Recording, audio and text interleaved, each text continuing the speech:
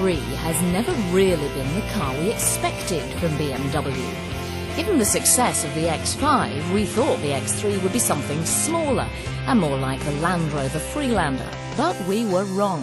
In fact, it's almost as big as the X5, but a long way from being as comfortable or as smart.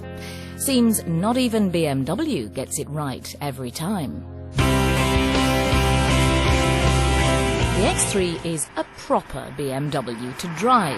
The handling is so crisp and free of body roll that you don't notice you're in an SUV. You can choose from 2 suspensions, but although the sport setup stiffens the car, we wouldn't recommend it, because even the standard model has a firm and fidgety ride. The secret to the handling is a 4-wheel drive system that juggles power between the front and rear wheels, depending on the conditions. At high speed, the X3 becomes rear-wheel drive like any BMW saloon, yet it still has reasonable off-road ability.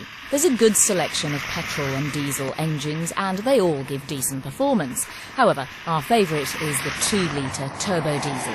In general, the X3 is quiet too. The engines and transmission are as smooth as an executive saloon's, and road and wind noise are negligible. What may be irritating is the throaty engine note at high revs. You get the high driving position that's part of the attraction of an SUV, and a wide range of seat and wheel adjustment in a spacious cabin. The only complaint is that rear visibility is rather restricted. The dashboard is predominantly covered in a classy, soft-touch material, and the layout is straightforward. But some of the switchgear and panels use shiny, cheap-feeling plastics, which spoil the ambience. What's most surprising, perhaps, is how much room there is in the X3. So much that it makes the bigger X5 seem unnecessary, especially as the smaller car also has a bigger boot. However, the big transmission tunnel leaves little foot space for a third rear passenger, and disappointingly, the rear seats don't fold totally flat. The X3 is expensive to buy, and petrol models will also be expensive to run because of their high fuel consumption and lower resale values. A diesel model makes much more sense in both respects. On the face of it, at least, you seem to get plenty of kit.